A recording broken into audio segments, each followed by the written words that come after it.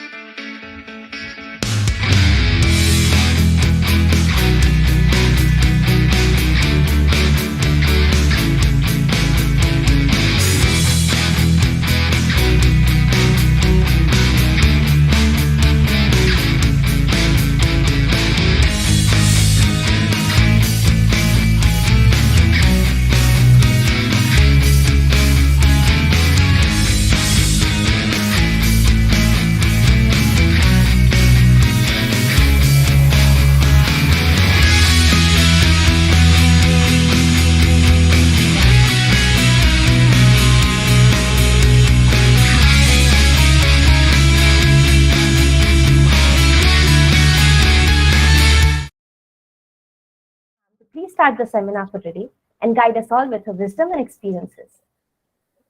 Thank you, Minza. Thank you, team 361 BIT, for having me here. It's a great pleasure to be here with all of you this morning and to be speaking to young minds. I think our audience is largely students and young architects. Am I right, Minza? Yes, ma'am. Yeah. So I'm just going to share screens and get started on what I'd like to share with you this morning. And I hope I leave you with some food for thought on your journey in life and your way forward. Let me know when you can see my screen. Is that good? Ma'am, we are able to see your screen. Yeah, great. So yes, I have been in college once, and college life is probably the most enviable as well as the most challenging phase in life. Enviable because of the excitement it brings with it, the excitement of discovering new frontiers, exploring yourself, walking new paths, forging new relationships. The world seems to be your oyster, and yet that is what makes it so much more challenging. In today's times, particularly the surfeit of information, the responsibility of making decisions, the right ones or the wrong ones, along with the distractions and the uncertainty that kind of accompany your age. We've been through it, and it's a tough phase in life. But I think it's also an extremely important phase in life where you develop attitudes, you develop your persona, you develop your practice, the character of what your practice is likely to take, your future career is likely to take. And I think it's an extremely important time in life for all of you. And hence, I think while you have fun, while you enjoy yourself, it's important to also keep reflecting, introspecting, changing course, understanding the direction that you've taken, deciding whether you like it, you want to go back, change, come back, and kind of building your future direction in life. I'd like to kind of Paul Goldberger is one of my favorite persons to go to for quotes, and he says social responsibility in architecture is, at least in part, a matter of believing passionately and absolutely in the potential of architecture to improve the quality of life. We are, as architects, we are in a very place of privilege as far as our profession goes, where we are going to be able to change the way in which people could live, influence or serve their needs also the way they want to live. There's so much that this whole power that is invested in us can be deployed for. I think that's something we need to understand, as well as young as you are, as students of architecture and young architects. I think I'd like to really dwell today's presentation on socially responsible attitudes in design and architecture, and our responsibility, social responsibility as architects. So having said that, I think in the recent past, I've been largely known for this walk that I undertook from Kolkata to Delhi. I'll tell you a little bit more on that walk as we go along. But today's presentation I'm titling as Our Cause, Our Responsibility. And that's where our cause as a term came from. from our cause. And I think we as a fraternity should realize that this is the time for us to come together and work together and deliver on our responsibility. And our cause also kind of stands for Architects for a Cause and for the Cause of Architects. This walk did take me through various beautiful locales and locations of our country. It took me through very different kinds of situations, exposed me to how people lived, and opened my eyes to a lot of things as I walked. And I'm intensely grateful for having been able to undertake a journey like this, which is really a journey of a lifetime.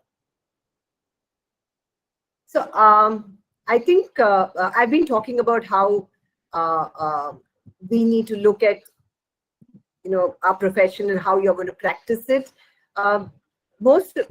Every human being most human beings largely spend a very significant percentage of their lives indoors, whether it is inside a shelter. And unfortunately, it's still, architecture and design are still considered niche professions. I mean, how can it be very different from someone who's seeking, in fact, you go to a hospital to seek medical help when you are unwell, but you're living or staying inside a shelter pretty much all the time. And how that shelter is designed, or how your living space or the space you're inhabiting is designed, will also dictate your well-being and whether you really need to go to that hospital. So I think design and architecture have been underplayed hugely in our world, and the role of design itself has not been acknowledged enough. There are various reasons for it. One of the reasons also being that we as designers haven't done enough.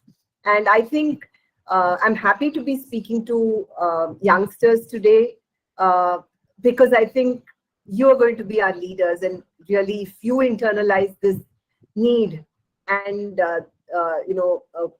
push for that change to happen, where people start realizing the importance of design, we as a community and maybe the larger society also will start seeing things differently. So there have been many attempts. I mean, there are different kinds of practices in architecture. Many people internalize ethics and the ethos of doing things right, being responsible, being responsive to both society, environment, culture, and various situations. There are various ways in which people build this into their practice. Designers and architects build this into their practice. And on the other hand, there are architects and designers who've built a social practice. And I'm just going to show you a few examples of how architects have integrated this way of being responsible into their design practices, and others who have actually chosen a very specific route to social, the practice itself being a social practice. I don't think this needs any introduction. Aranya Housing by V.V. Doshi, the only Pritzker awardee that we have in India. And I had the fortune of visiting Indore and actually being at this place. It looks very, very different today. It's, it completely has blended into the rest of the environment. And I remember listening to Doshi sir speaking at Jaipur a few years ago, and he talked about how he expected change to happen. He expected people to build, and not for the site to remain how he had designed it. It was meant to be incrementally changing, organically undergoing, transformations. People. And the whole objective of the way he designed was to ensure there was, there was this building of relationships between different sections of society, between different people, and it seems to have really made that happen. I think again, Hunarshala is another very beautiful way of practicing, and I think all of you know about Hunarshala, and it's something that many youngsters take as a role model of sorts as well. And I think Sandeep Virmani and team are doing a fabulous job in Bhoj and in other places where they're practicing. And I think what is for me extremely crucial and central to Hunarshala's practice is how construction and design have been used to empower communities. And it's not an add-on, but it's the way of doing things. How design and construction become tools to engage and empower people and communities. And I think that's something that for me is a big takeaway from the practice of Hunarshala. Design Jatra is a socio-architectural practice, youngsters, young practice, Pratik and Vinita, I think, and they've been inspired by traditional architecture. They run workshops where people, are invited to stay here for 2-3 weeks, maybe longer, where they are understanding what local practices are, what designing and building responsibly is, how do you respond to the environment, how do you respond to the resources around.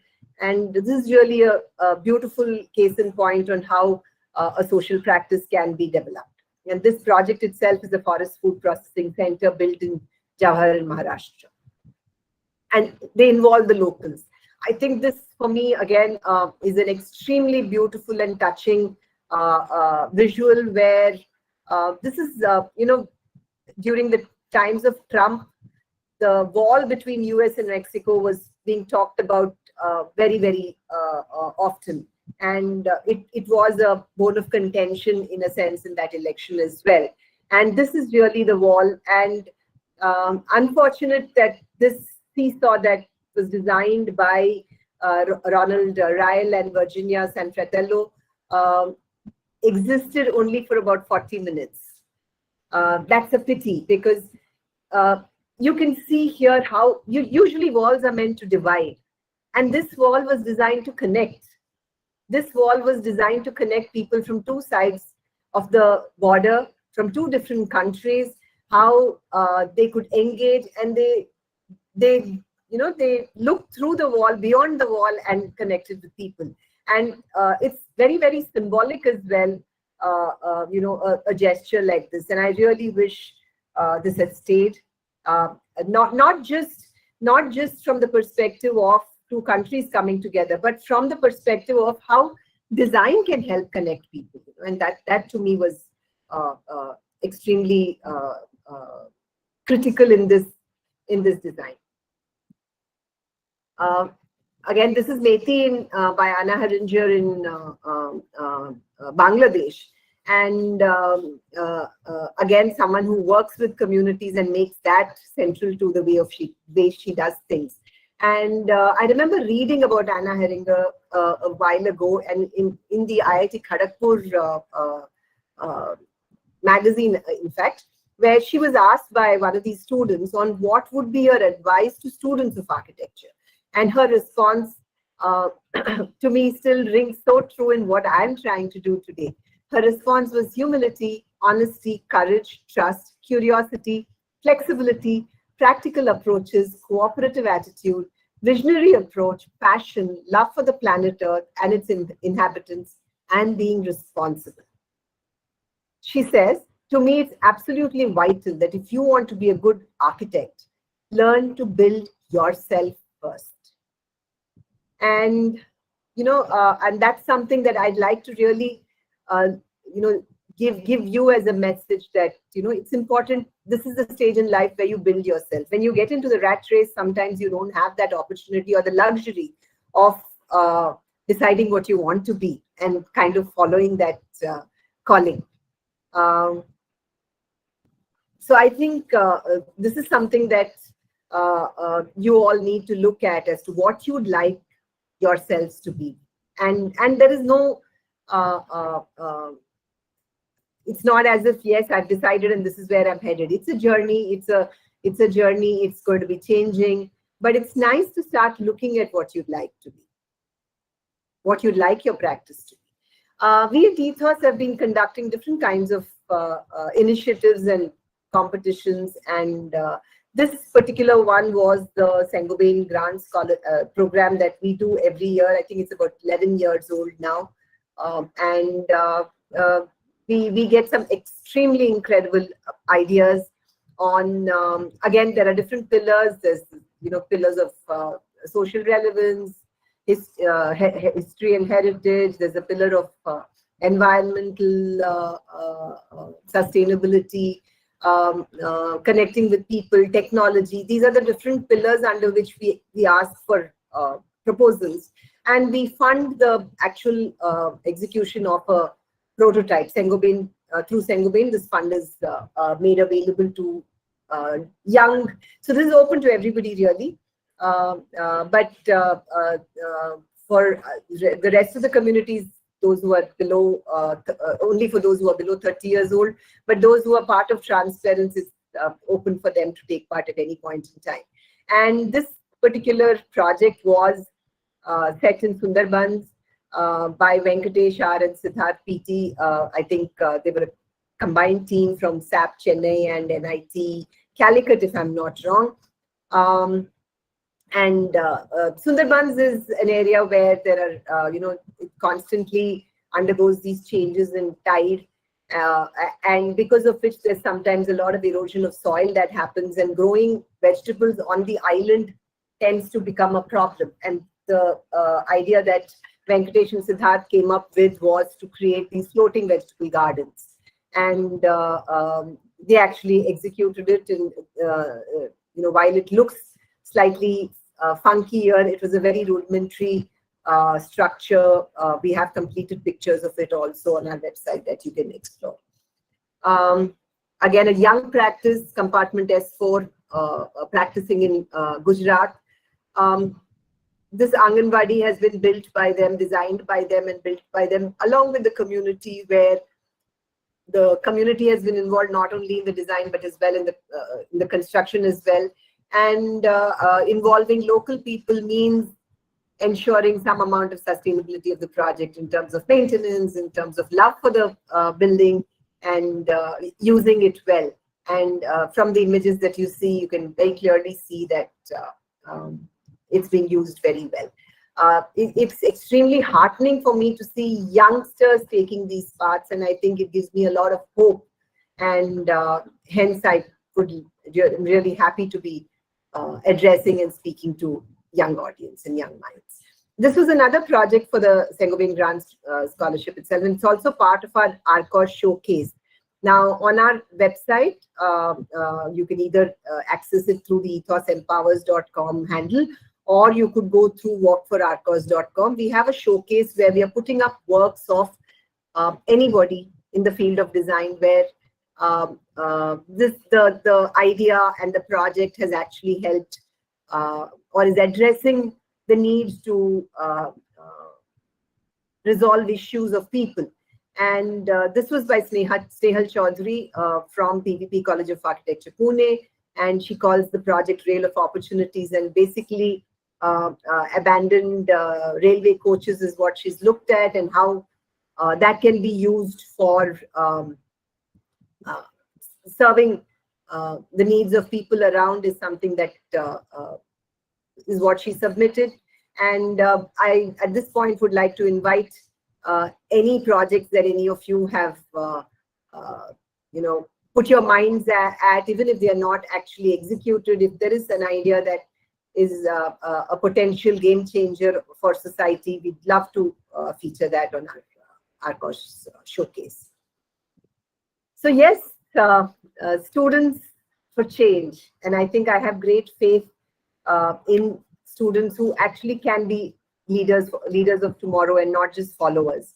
And I think it's important, I've been saying this, I think it's important for you to find yourselves. You do not have to follow the herd. While the onus of good designed buildings lies on architects, the need to work on the aesthetic sensibilities of the public at large and efforts to make a difference to those who cannot afford design are equally important. And this is something I cannot stress enough, and that stared at me in the face when I was walking. The lack of access to good design. And how do we make that happen is something that we need to keep thinking about. How can we make design accessible to the people who really need it? The power of one cannot be demonstrated more than in the case of Laurie Baker, who really single-handedly, at least in the initial years of his life as an architect, demolished the myth that one person or one architect cannot make a difference. He believed very strongly in what he did and did only what he believed in. And that really made all the difference. I think it's important for us to realize that every line that is drawn on the paper, every line that you draw, every brick laid has implications not only for the building it defines, but its surroundings, the community around it, and so much more. When you start looking at that a little more carefully, it will certainly, you'll be ensuring that you're focusing on the change that is required as well. I'm happy to see, the direction that NASA as a body has also been taking, where they are, their trophies have become more sensitive to societies and communities, the way they're designing and calling for it, and encouraging colleges to act for collective social action. There have been institutions, I've just put in a few, I'm sure there are so many more efforts out there. You have, colleges today go out into maybe villages, maybe visiting communities in urban areas as well, to broaden the perspective of students and even initiate programs for studios through these visits. Is enough being done? I think a lot more can be done, and how we can integrate that with the academics for sure. But it's a good start, I think, to be exposed and to and again, facing that reality wherever you are, and going deeper into communities and understanding their problems a lot more will help you certainly become better individuals, better architects, and better designers. Art in Transit by Srishti Design School. I think when you engage in assignments like this, like Srishti was working on focusing on the story of the water and lakes, and it was conducted, these initiatives of engagement were conducted at metro stations of Bengaluru. Workshops and sessions, local experts coming in, and so on. And when you see this happening on the street, on the road, it's a very powerful memory, not just for the onlookers who go back and say, oh, we never knew this, and we could look at how we can contribute towards maybe saving water or safeguarding our lakes and not throwing garbage into them and so on. But I think it's also a very powerful tool for those who are actually conducting the workshops, because it's something that I think will get ingrained in the way in their design persona, and I think that's extremely crucial. So it's good that many of these things are happening at different levels. Sketching, these urban sketching sessions, urban sketchers in Pune, in Goa. I'm told there are chapters in many cities. Again, coming together, exploring together. But I think it'll be really nice if one goes a step ahead and starts looking at, detailing, and maybe even having conversations after the sketching session on what you observed, how people were using that space, not just about learning and improving your sketching abilities, but also how sketching can help you observe issues better, and maybe kind of start get you thinking on what solutions could be there for those issues, and make you more empathetic towards your surroundings. Yes, the power of coming together. I think this is extremely important for us to talk about today. We can all, I mentioned the power of one, for sure. We often say that one person, what can I do alone? Even one person can do a lot. But the power of coming together in collective action is something that cannot be stressed on enough. Architects need to unite and bring in that change together. We often seem to be pulling in different directions, and that's not really healthy for the fraternity. It's time that, like Ranjit Sabiki says, It's therefore time for architects to come together, to reassert themselves and insist on their value being recognized. And for that value to be recognized, there needs to be value. So I think we need to go and create a lot more value in the larger realm where, like I said, where design is not accessible. Even their value needs to be created. It's quite obvious that change is called for, and this is not likely to happen on the initiative of bureaucrats or politicians, Sabiki says. Young architects and students will need to get together in large numbers from all parts of the country. And that's something that is the crux of what our cause has set out to do as well. I set out on this walk on February 13th from Kolkata. This is the first day.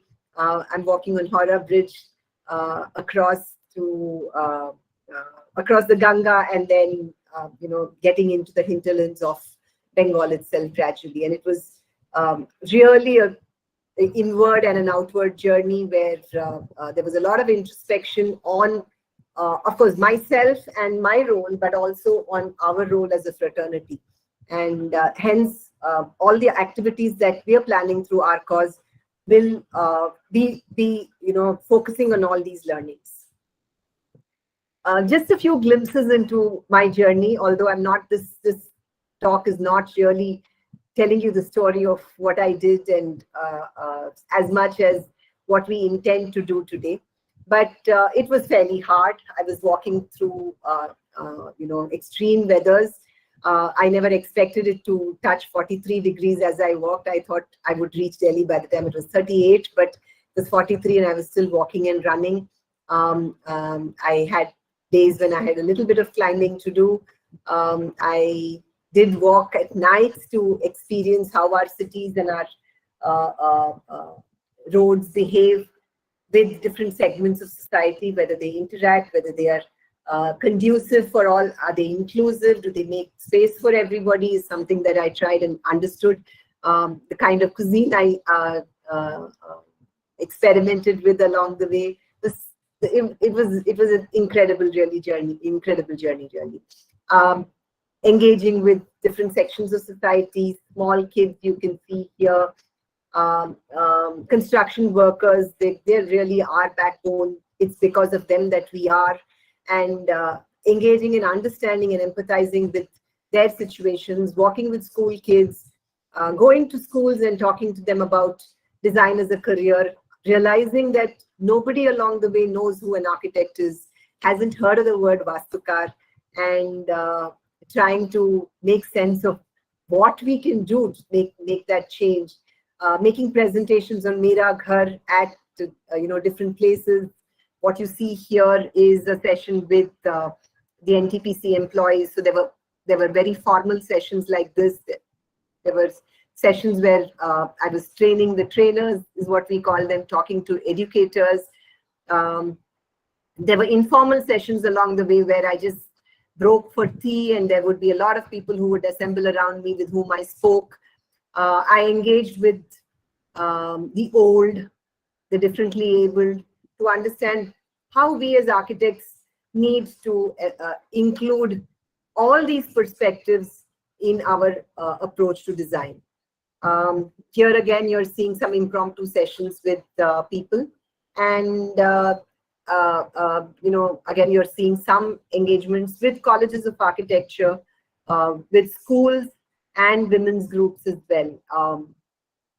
And each of these sessions, I'd like to say here, while I seem to be showing them things, I only can say that I was not giving anything here. I was taking back. I was receiving so much from each of these interactions.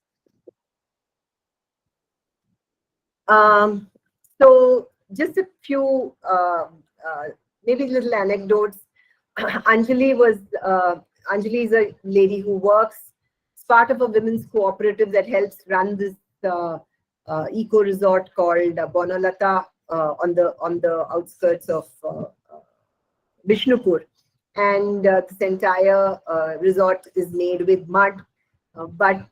Yeah, it's a fairly elite kind of a resort, and she's one of those who works there. Her own home is made of mud, and when I engaged with her on that. She said she aspires to build with brick, despite her home being mud, because that's what everyone is aspiring for. And it's like following the herd or following the leader. So how can we as designers also help make that change? Can we start engaging with government bodies to see if their panchayat offices can be built differently? How can we, many of these people want to make that shift from traditional mud homes, mud dwellings to newer ways of construction, primarily because uh, uh, the homes that they live in currently go with the tag of kacha. And kacha meaning you can't live in an impermanent home for all your life. So they're aspiring for something that's more permanent. And how can we, through as designers and architects and scientists, maybe, resolve their problem of maintenance in their traditional homes? Can we study their ways of building and see how their homes can be made more, the way they build becomes more permanent, and then start deploying that for other buildings so that they realize that it's not just them who are building like that, but it's something that many of us want to do as well. Sumari is a young lady I met in Ranchi, and she's in class 11, wanting to study geography, because she loves the planet Earth. She wants to know more about the mountains, the rivers. She talked about fossils. So it was such a heartening moment for me to see someone like this articulating why she wants to study geography. And I'm not sure how many of us decided to take on architecture because we felt that love. And I think it's important for us to go and spread that love amongst people who don't know enough about design. And I like that to happen at the school levels. The third image is of Gopika, who's kind of confined to a wheelchair, extremely independent, amazing lady. And she's not looking for people to help her. She wants an environment where she's completely dependent and self-reliant. And I think we as designers have our task cut out. And I think colleges should ensure that inclusive design becomes part of their curriculum mandatorily. So there are many who walked with me. I don't mean literally. There were many who walked with me literally, but these images are of those who did not literally walk with me, but actually walked for our cause wherever they were by organizing activities in their respective premises, whether it was engaging with the local communities and kind of demonstrating to them the power of design, whether it was actually doing an arcathon where they created awareness, whether it was going to school and telling them what design and architecture is about. There were a lot of these sessions, and they conducted exhibitions. So very, very heartening, and my gratitude to these colleges that took it up. I'd like to spend some time on what did I notice and where are we going from here. So these are largely the 6 areas of intervention that our cause is going to take up for the future. If I talk about the hands that build, it's largely the construction workers. And I noticed that there was a huge gap between us designers and the actual people on site who built. I did speak to a few of them who did not even know what building was coming up on the site where they were constructing it.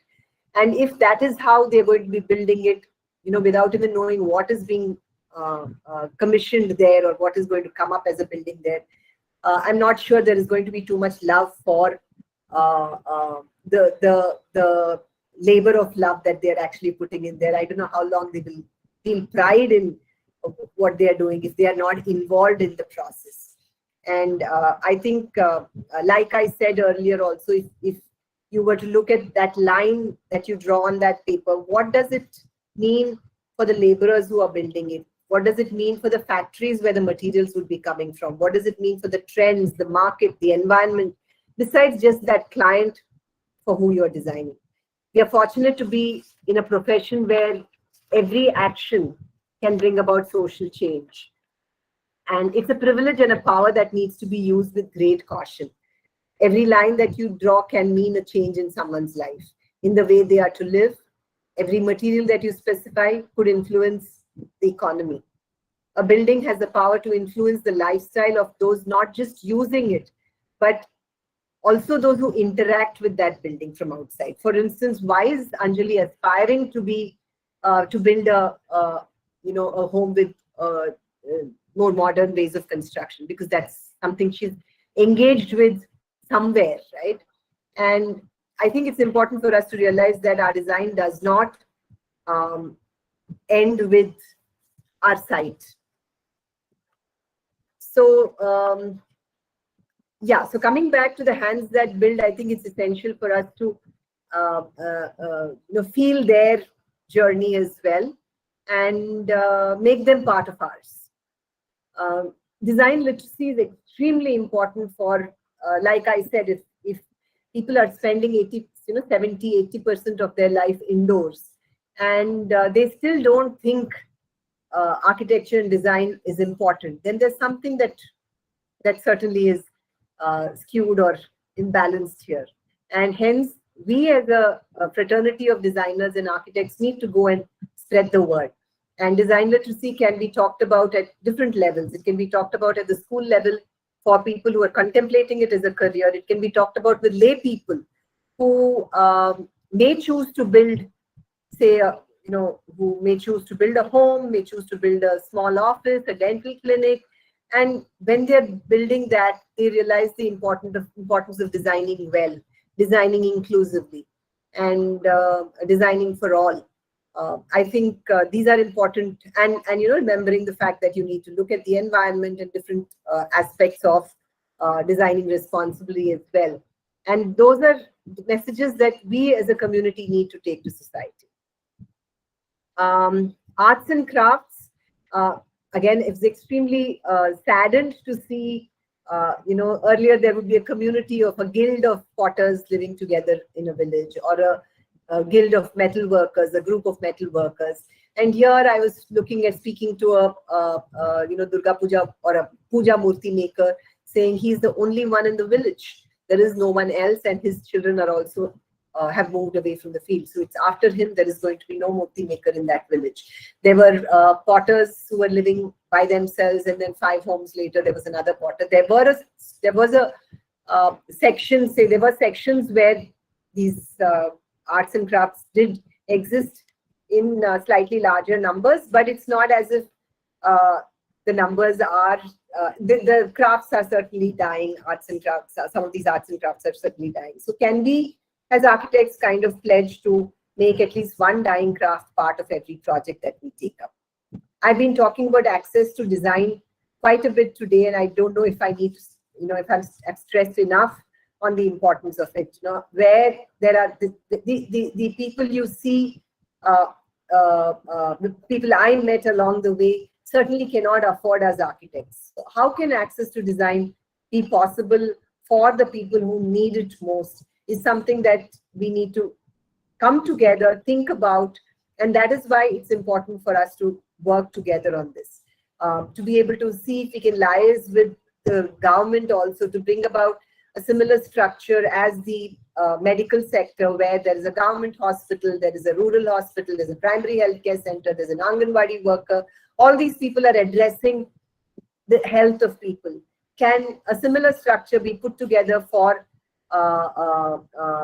addressing the design requirements of people? Can there be design clinics? Can there be a parallel for an Anganwadi worker who actually understands basic designing tips and is able to tell people on that? Can we come together to create guidelines when people are getting loans for upgradation, where smaller communities retain their character? There's a lot that we can do if we all come together. I've already mentioned inclusive design, and I think many youngsters here, we are going to be creating a course on accessibility and inclusive design, universal design. And I really be happy if we're going to make it available to all colleges across India and students and practicing architects. And I think this should this should really, it's not just about providing that ramp. There's so much more to understanding how we can be empathetic to different sections of our society and make design for everybody. Designing for all is extremely important. That along the way on my walk, I noticed a rapid, I mean, the changing face of architecture, the built environment is extremely worrying. It's happening at such a fast pace that we need to see how we can document our traditional wisdom before there's not too much left. I saw homes, you see mud homes, you see 5 different mud homes, you think they're all the same, but they are not. There's so much that goes into each of those homes in terms of technology in their own way. They understand native technology, and the traditional wisdom really needs to be documented. And we have to see how we can propagate it. And I think colleges and students can look at projects where this becomes, integrated into their design process and project as well. So it really starts with us, and we at Ethos took that quite literally. We initiated a game called Bing Cause within the team, within the Ethos team itself. We actually divided ourselves into 2 teams within Team Ethos, and it was a blingy game of bingo for our in-house team, where the team went out and spoke to young, there's a segment of our work called Learning from Nature, where Sonam went and spoke to young kids and showed them how a beaver bird builds its nest. These are things I use during my walk as well, how the bee makes its hive, and then ask these young children to imagine their own home and kind of put it out on paper. We had Sudanva and Akshata going and working with a small community of youngsters again on designing with nature. We had Radhika, who went and spoke through an NGO, spoke to older kids on designing as a career in a community near Gwalior, which is where she lives. We had Shivani and Aishwarya going and speaking to construction workers and understanding their issues and probably telling them a little bit about design as well. We had Rasya, who actually went to a post office and made a presentation on how buildings on postal stamps. I mean, we did a little quiz with them on identifying buildings on postal stamps and kind of, encouraging them to be more curious. And they promised her that they would visit these buildings, and at least in their city. This was in Delhi that Rasya did it. So there's a lot of excitement within the team, and we said if we're going to take this to colleges and architects at large, we need to start doing it first ourselves. Charity begins at home, in a sense. So that was real fun. And form function, we had 2 teams, form and function, and team function actually won, and they got treated by team form. We're going to be playing similar games through our cause clubs with colleges, and even individual groups can actually enroll. And I'm happy to use this platform of 361 VIT to announce and launch our cause clubs today. We are going to be asking every college to kind of initiate these clubs within their college. There would be a faculty coordinator and a student coordinator who would be the student president of the club, and who will actually take the activities forward. We are trying to see that there is not too much burden on the students nor on the faculty, because there's lots already happening in college, and I think we'd like to be sensitive to that. But we certainly intend to give you a set of, you saw those 6 areas of intervention that I showed a little while ago. Those will be your cues to build your activities. We are going to ask you to make your own campaigns and also give you a few suggestions. Can students turn construction workers for a day? Can you go and interview a construction worker? Can you spread awareness on the different career opportunities in the design field? Can you go back to your school and make a presentation on design as a career? These presentations are all going to be made available to you. It's going to be free source, and these clubs would have access to all that we have made as presentation. So what can you gain by being part of our cause clubs? I think you certainly are looking to become a better individual, a better human being, and a better architect for sure. I think we as a community, when we come together, are going to help make the profession of architecture and design more visible in the social realm. We're going to learn to be more responsive and responsible while designing. Today, we often talk of sustainability as a buzzword, and it's like a marketing tool sometimes for a project. But if it actually becomes an intrinsic part of the way of the way you design, you're going to be certainly at an advantage. You will have a better understanding of the society and environment. Of course, you'll feel good about yourself. There are different ways. I mean, the process of doing this is a process of self-discovery as well. You will look at identifying the problem. You will look at who are the vulnerable sections that this problem affects. You will develop a sense of empathy and responsibility towards the vulnerable sections. You look at including everybody. You take ownership and accountability for your design and for your action. Your perspectives get broadened, and you look at designing. I mean, again, human-centric design is being talked about at various sections, starting from UN to many of us here.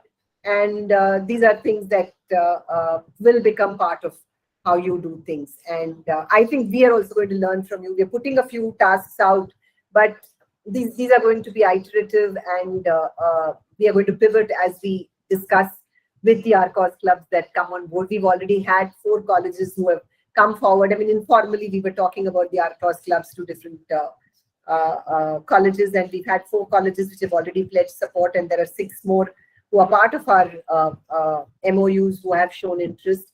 We're looking at this number growing, and all of us coming together for our cause and our responsibility. I'd like to really end with, I know you are all students and youngsters. I wouldn't say students. I know there are architects here as well. You're at a stage in life where you want to soar, you want to fly, you want to run. And here I'm advising you to walk.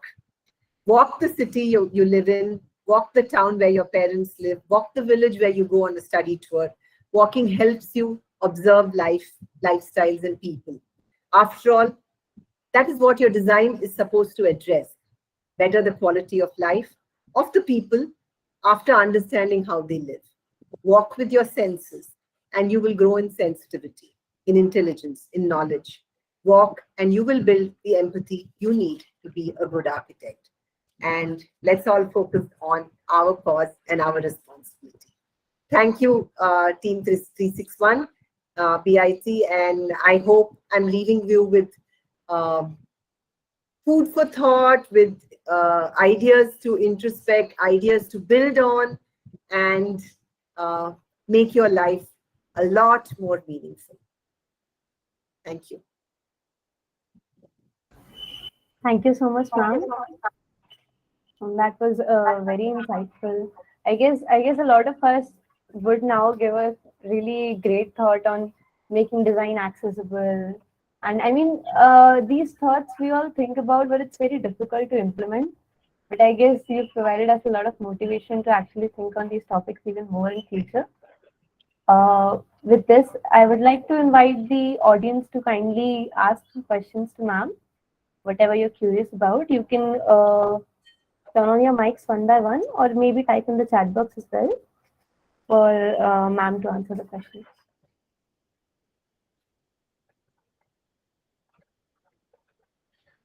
I think Shubhankar has put in a question here. Would you like to read it out, or should I read it out, Shubhankar? Yes, ma'am. I'll read it out. Yeah. This question came out of a curiosity, ma'am.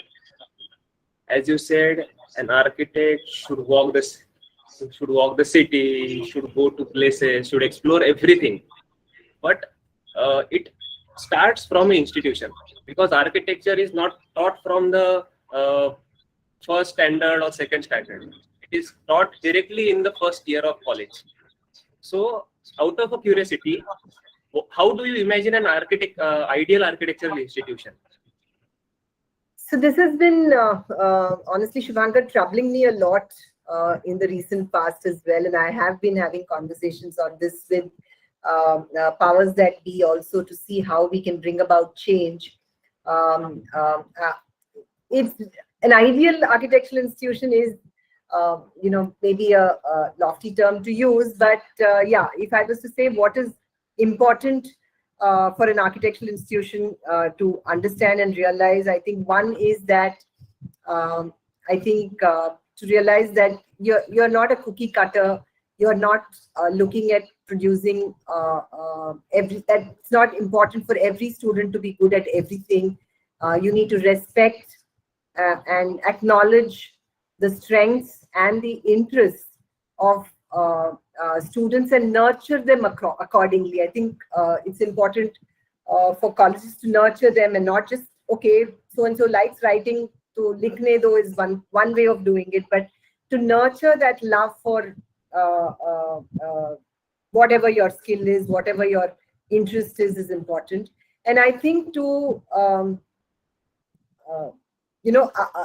very often there is this conception, which I think is incorrect, that it's only the designer architect who has arrived in life, kind of a thing. There is this halo around an architect who actually designs and builds. But I think it's important for all of us, including the institutions, to acknowledge and place on all these ancillary professions that some of us may want to take up. Like, all of you are not really into practice. I think some of you from 361 BIT are not into active practice. To give these ancillary professions also as much respect, because what is happening otherwise is that many are moving away from the field of architecture, because it is looked at as only, designing is important and rest of it is kind of not as important. I think there is space for everybody in this field, provided we give all those fields and ancillary fields also as much respect. So that's one thing. But I think more importantly, I think an architectural institution that I did talk about walking places, that actually gets their students to look at beyond college, look at beyond the campus, look at beyond your little town or village or city, but look within the village, town and city also extensively. Because sometimes briefs are designed for, even though a college may be located in a remote location, they're designed for metros largely.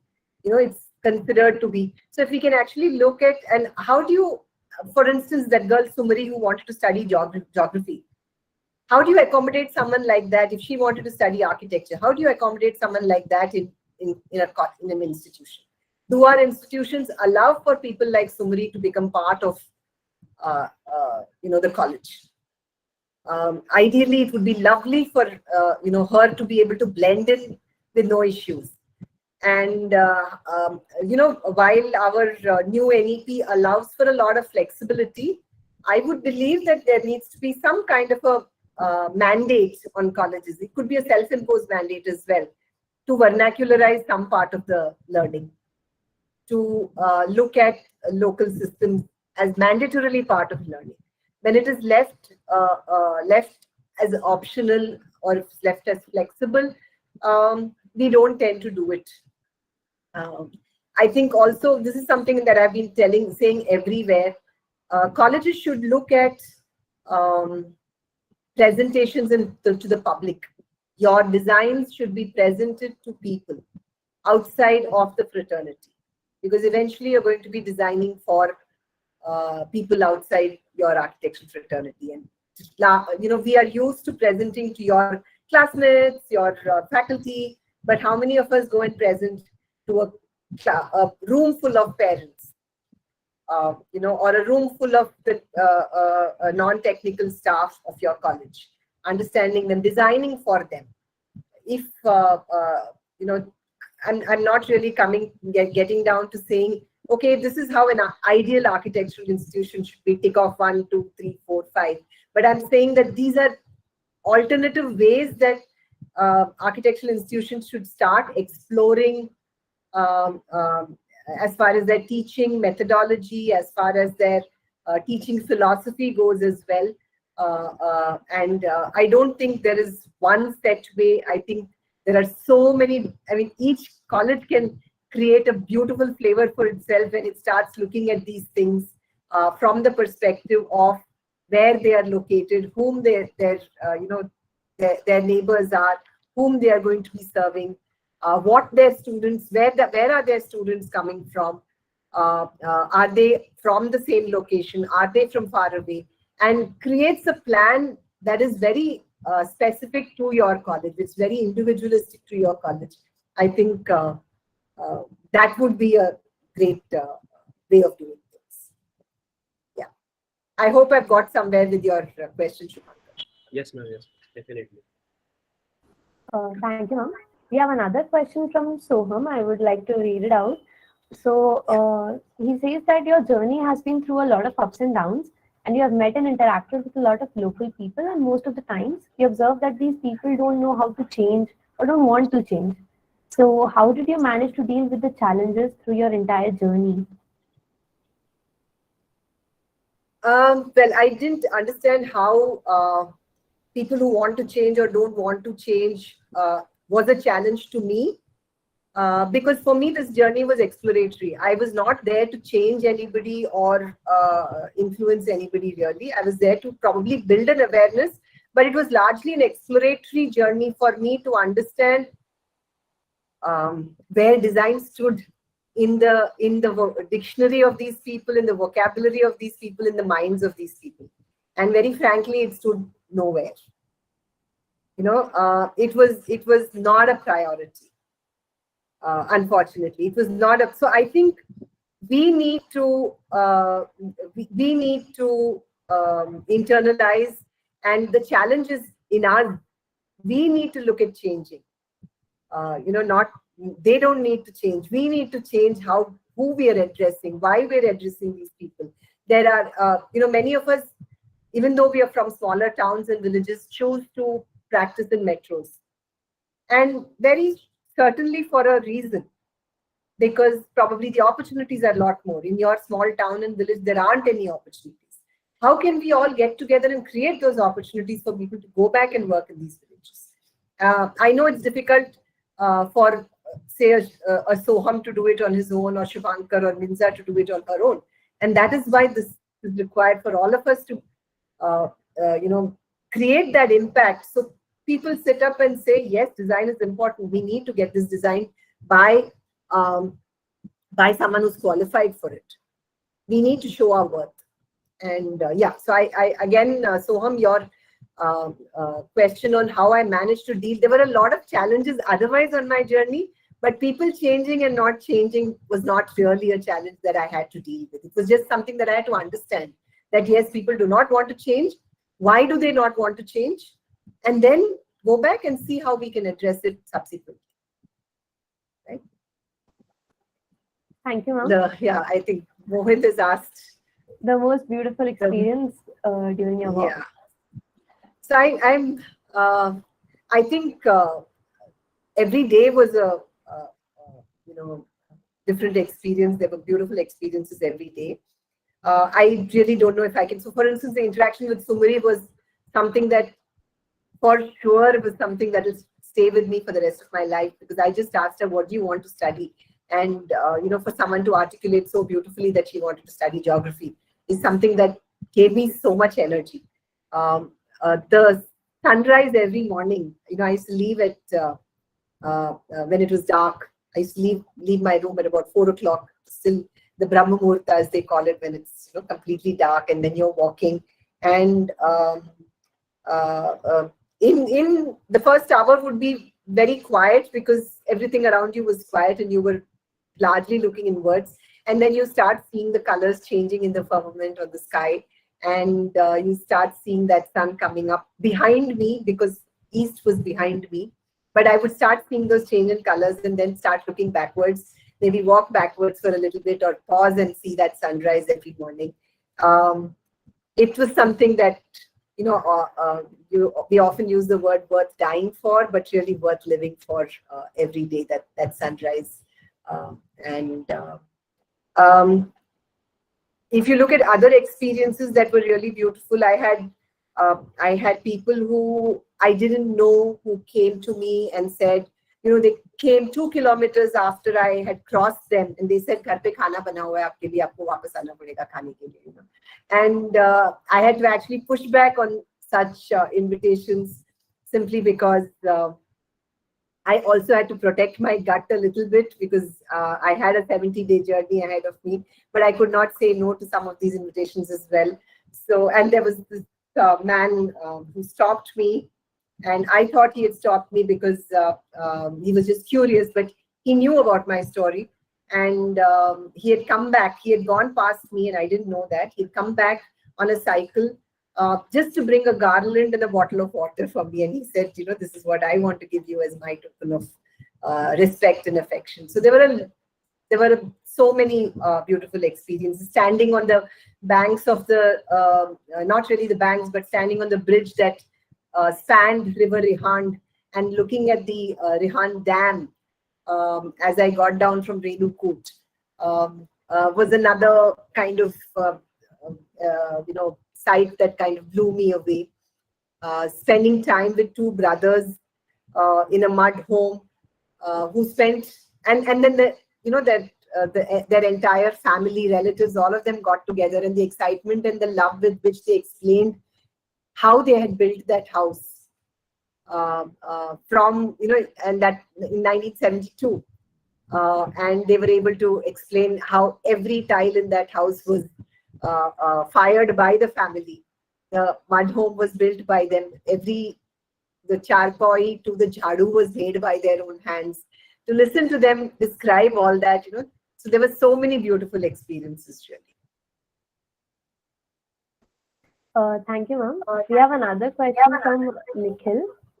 So he says that, do you think we are seeing a shift in the mindset of the global fraternity as a whole, even though taking into consideration that the recent Pritzker Prize was awarded to architect Francis Kere, whose practice is based on social rejuvenation and sustainability? So how do you think that a change will impact the status quo of our profession as an architect?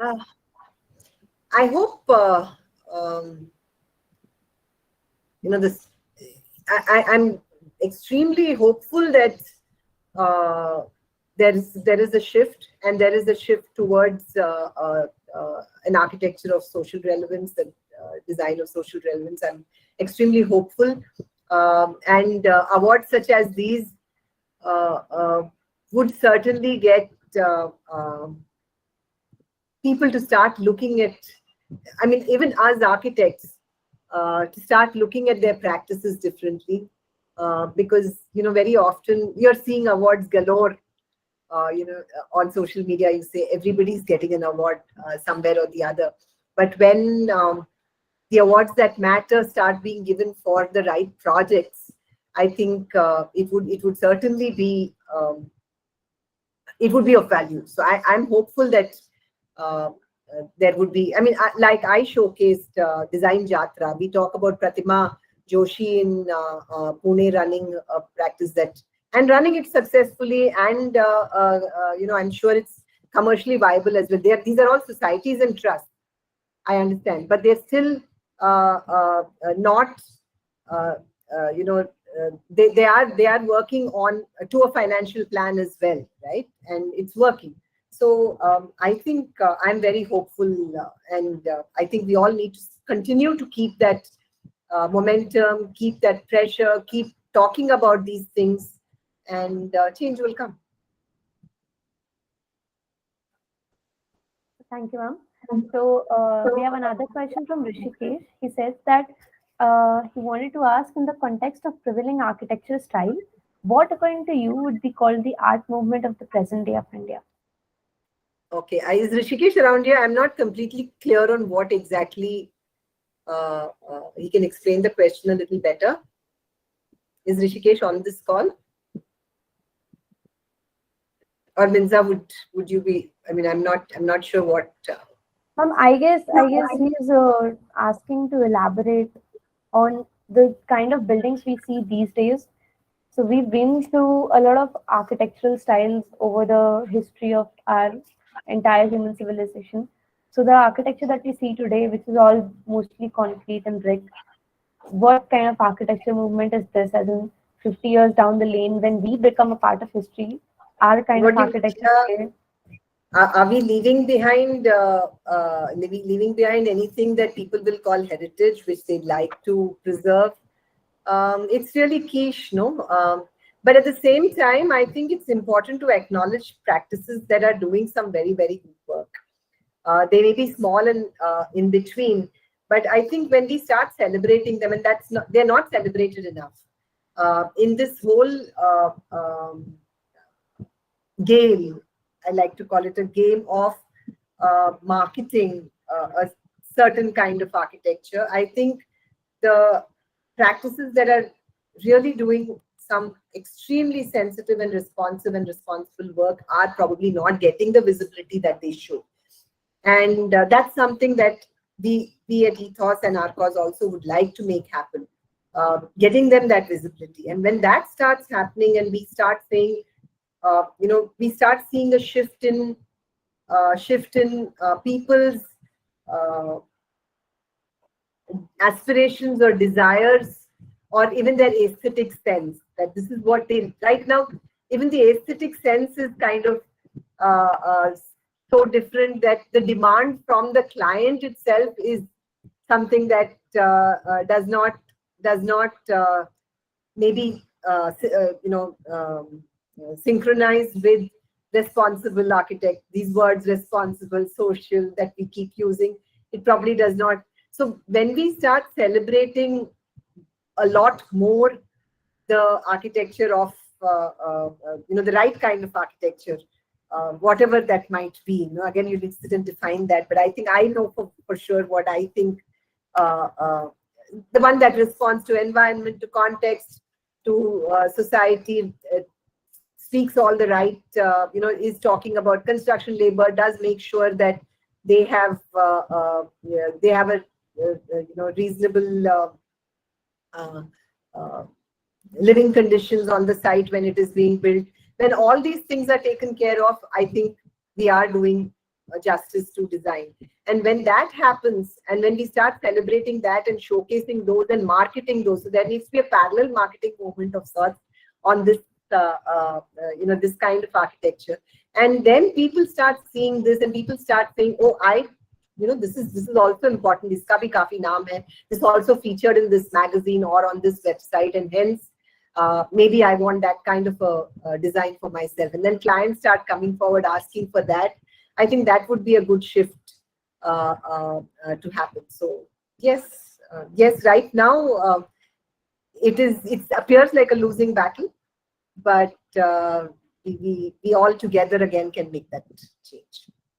Because when you're in college and when you're young, there is this whole idealism that you're exposed to. You're taught to design and build in a particular way, but when you come into this field, you realize that that's not what is selling. And then how do you make peace with that?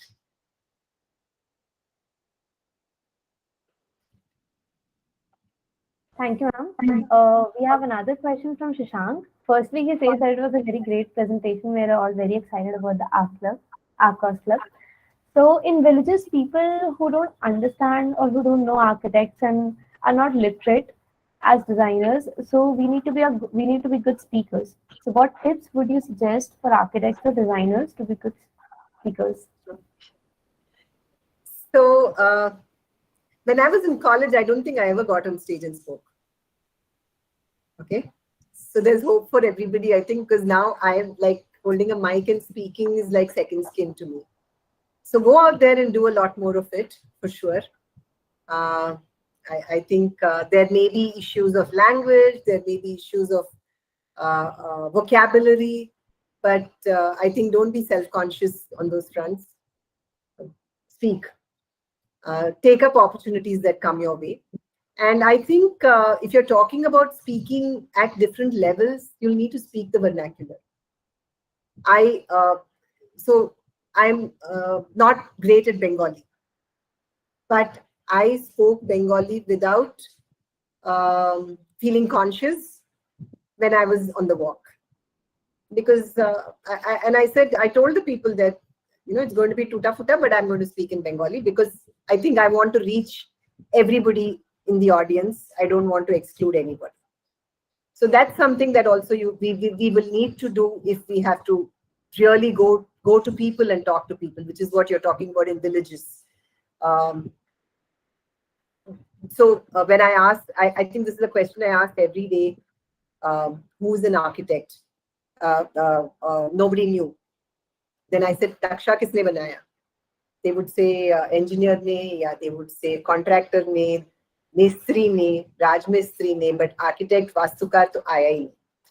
So I think, in fact, we had put out a post, social media post around that time, where we asked people to say what architect is in their respective language.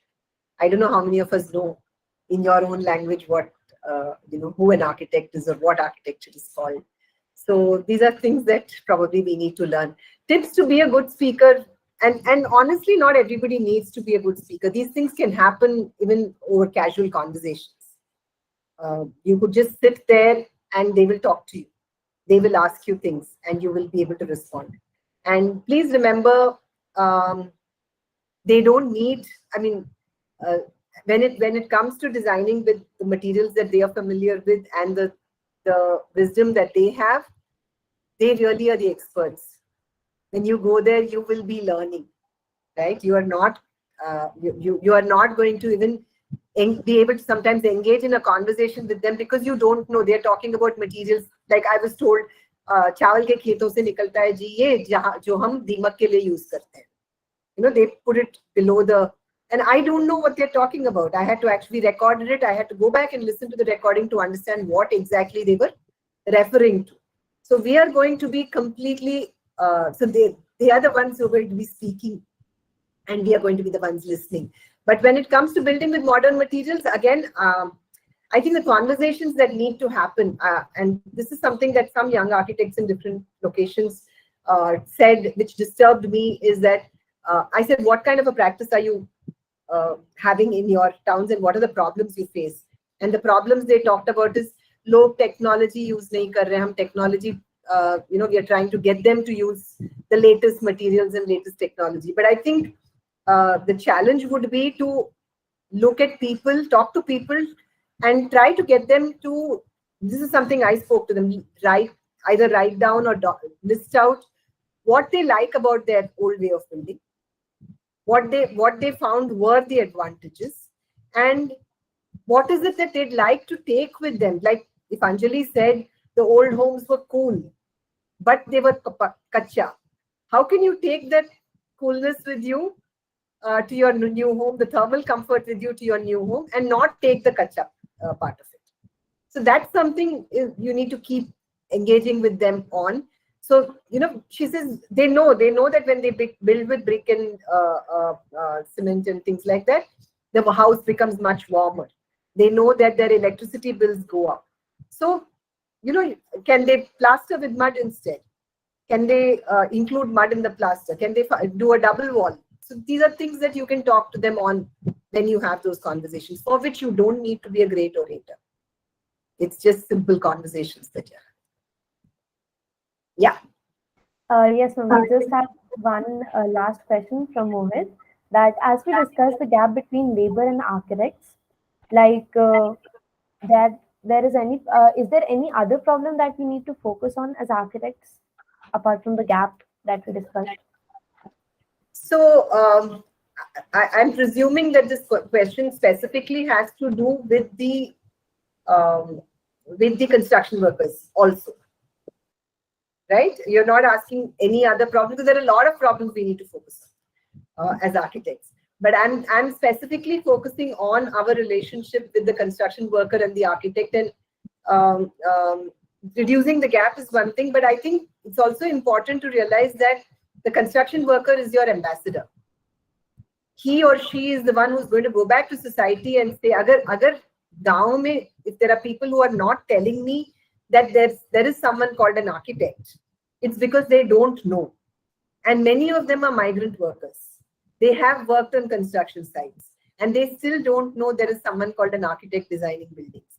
So there is, if we were to bridge that gap and be able to, so there are architects who have pledged to me already that they will make presentations to the construction workers before the work starts. So before the site work starts, they are going to call all the construction workers, or at least the contractor and his workforce, who's likely to work for a certain period in time at least, and say, make that presentation to them, saying, this is the site, this is the building that's coming up, this is how I've designed it. I am an architect. I am a vastukar. So then, then this person goes back to his village and say, hai koi aisa vastukar. Otherwise, it's going to be engineer ne kiya, right? And it's possible that these construction workers will want their children to become not engineers, but become architects as well, if they realize the power of an architect. We are also working on a campaign, and this is something I've been telling people, and for the home that I am building right now for my retirement, I've asked to maintain a record of all the construction workers on my site. Just so you know who built that's something you're going to live in for the rest of your life, or you as an architect is getting benefited out of that project that has been built by this whole bunch of construction workers. So can you keep a record of their names and probably put it up? If it's a nice big hotel, have it somewhere as a frame thing. It could be your USP as an architect, that you have been sensitive to something like this, and these are the people who put in their sweat and blood into this building. Other problems that you should focus on. So yes, I think there are going to be clients who are going to be demanding, and it's going to be difficult for you when you get into the field to stick to your quote unquote ideals, right? Because there is this rat race. Otherwise, for your project, leke chala jayega. But can you maybe start by listing out 3 or 4 things that are extremely important to your philosophy, extremely important to your life, and say that I will not compromise on these 3 or 4 things even if I lose the project. Begin with 3, 4, or begin with 1. Saying project, this is one thing. You try and convince the client and say, this is the only thing I want you to agree with me on.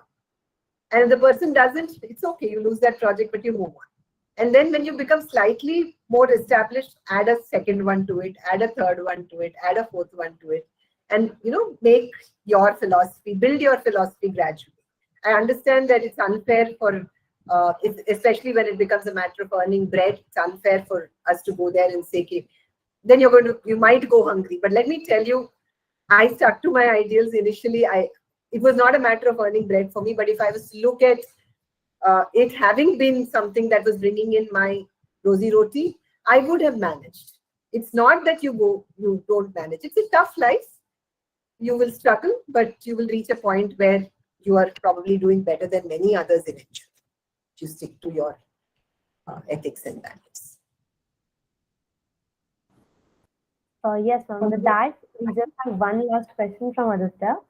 That from the birth of the structure to graveyard, what are the various changes that structures undergo, and what are the various parameters in mind? Do architects have a role after the structure is finally made and ready to function? Architects, do they have? So I think firstly the transparent brief for this year is something you guys should look at. I think it's just being released as we speak, where we've given you, I think 16 or 19 airstrips across the country which are abandoned as your sites.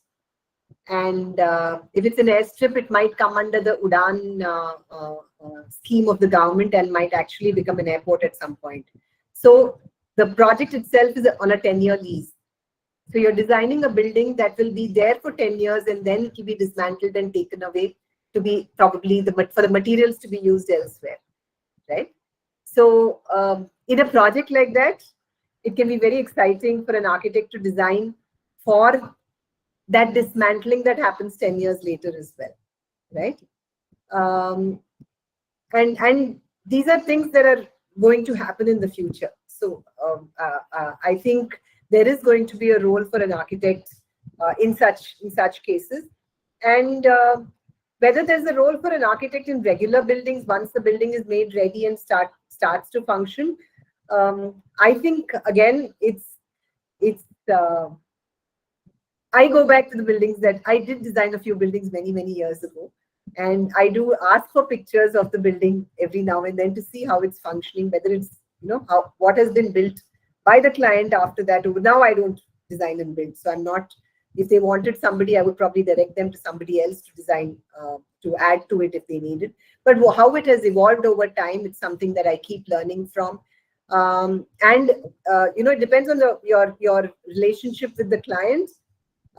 It's possible that you'll keep that. It's important to keep that conversation going with that client. So it's important for you to keep going back and studying that building to see whether it is serving the purpose the way you thought it would serve, the way you had intended it to, how it has evolved, because it's bound to evolve. It's not going to be exactly like that. So for you to go back and understand from there, and then in your new iterations, your new designs, you could actually say, hey, this didn't work. This is what I meant to happen, but it actually didn't, and something else happened. And hence, this is what we can do with it. You can go back to the client, and that's why you probably have a role. You can go back to the client and say, we wanted this to happen, but this is what's happening. Can we look at doing something different here now? Because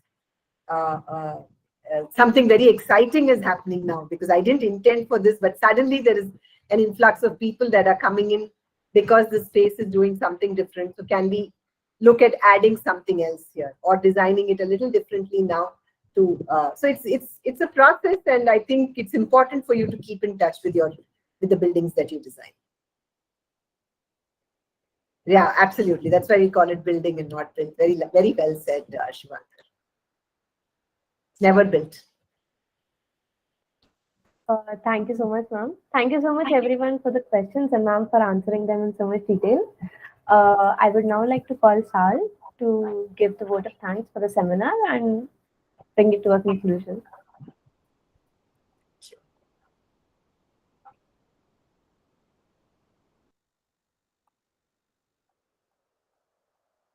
For such an exhilarating seminar. First of all, my sincere, heartful gratitude and respect to our speaker, architect Gita Balakrishnan ma'am, for not only sparing an invaluable time, but also enlightening us with a commendable talk and keeping the seminar lively and interactive.